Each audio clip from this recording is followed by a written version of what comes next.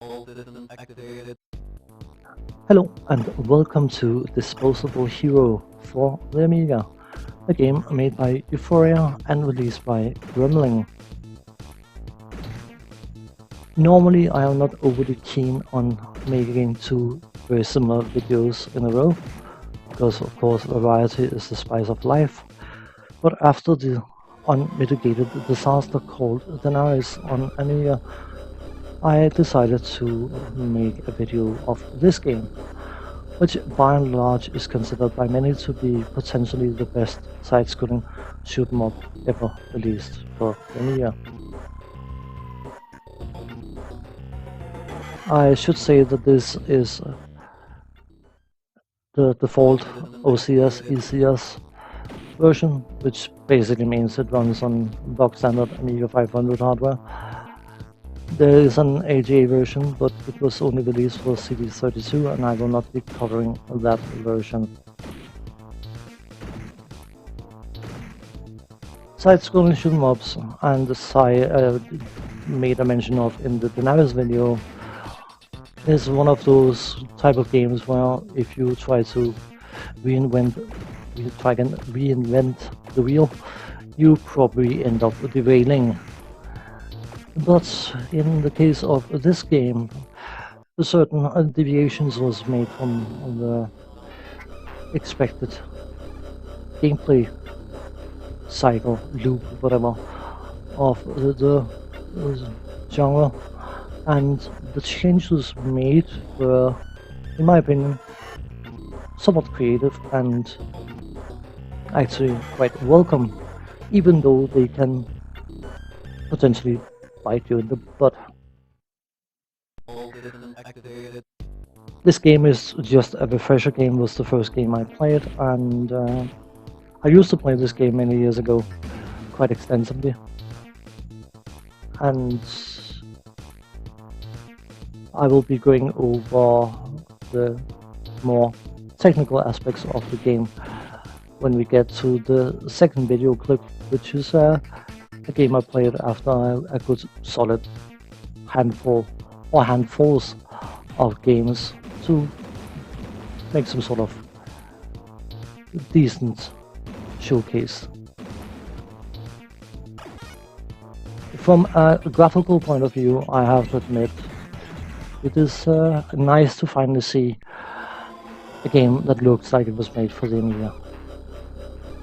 I have said it 100 times before, and I will happily say it again: sound and graphics are nothing compared to good gameplay. If I had to make a choice between graphics, sound, or gameplay, gameplay would win every single time. But it doesn't hurt if the gameplay foundation is solid, that the graphics and the sounds are of a good quality as well. And when it comes to Disposable Hero, there's no denying that this actually looks and sounds like an Amiga game should. Now, I'm not going to make any claims about the Amiga being a supercomputer. It wasn't. It had the capabilities it had on release that was considered to be years ahead of its time, just like the Commodore 64 on release also was considered to be years ahead of its time. But anyone who's been watching any of the videos I've made or have been playing Amiga games back in the day would know that the overall graphical quality of an Amiga game, yeah,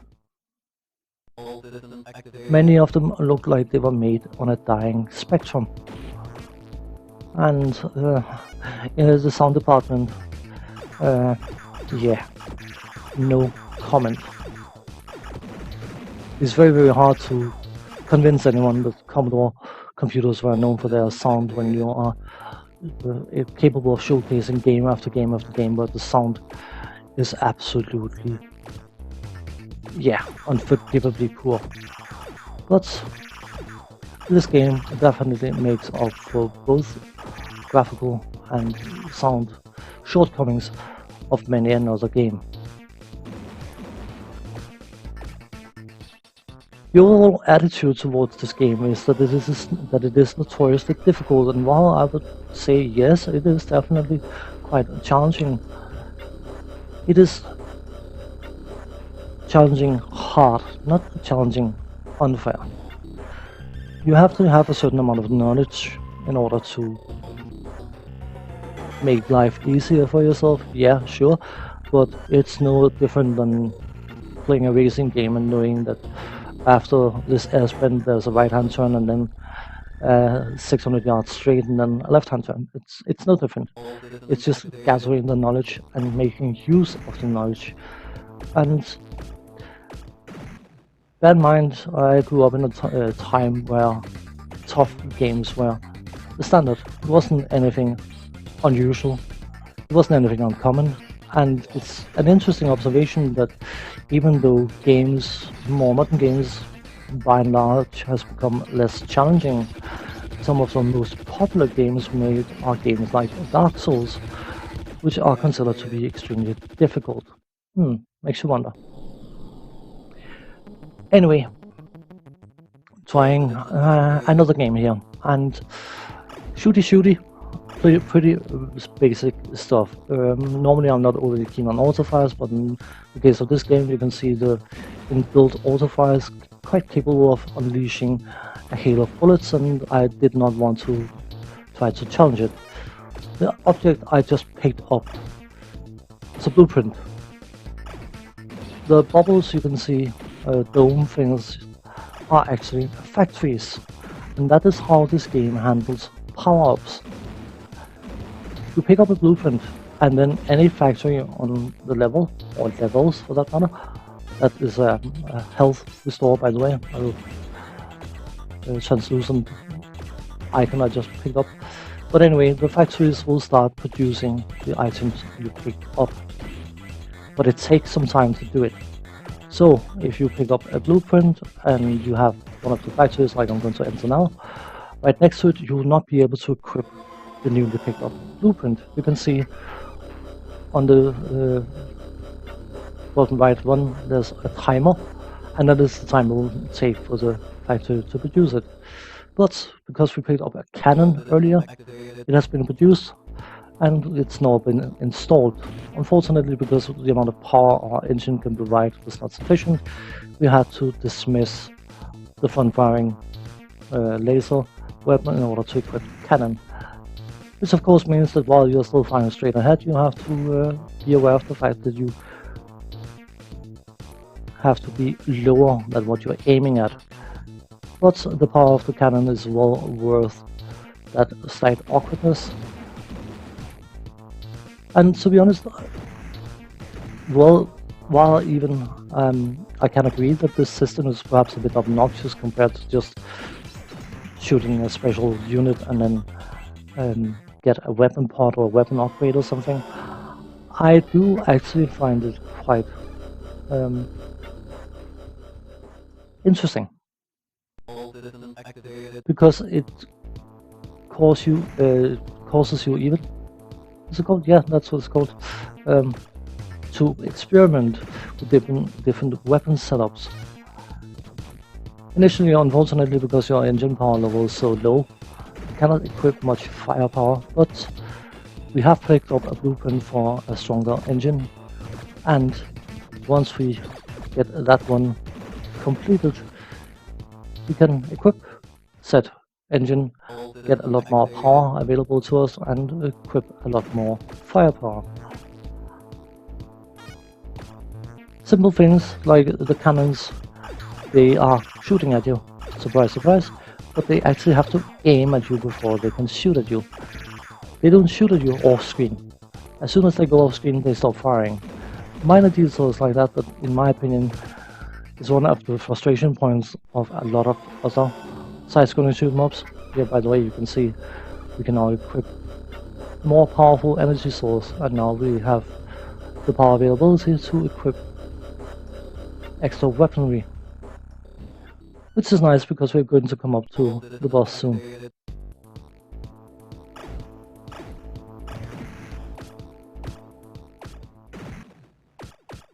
I personally quite enjoy this game. Yes, I admit it is very, very hard to play, but it is rewarding to progress. There's some excitement about picking up a blueprint and wondering what does that do. And some blueprints are only available for certain ships, and those ship types even will be made available as you play. Level 1 completed. I still quite like that boss, that massive minigun. Massive minigun. That's an oxymoron for you. It's super, super cool. Onwards to level 2. Loading screen hidden by a small graphical intermission. Or animated intermission, I should say.